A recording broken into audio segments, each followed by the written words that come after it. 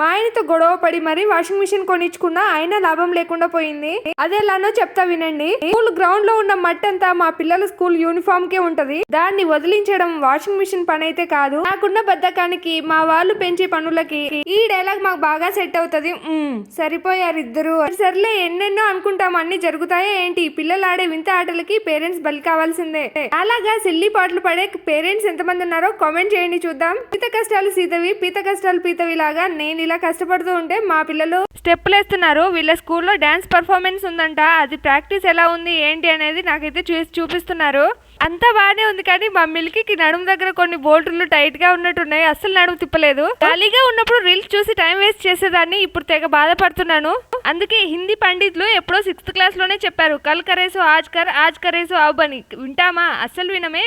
మా ఇంట్లో ఉన్న వాళ్ళంతా పనుకొని కలలు కంటుంటే నేను మాత్రం పని ముందేసుకొని కూర్చున్నా. తప్పదు మరి, ఏం చేస్తా.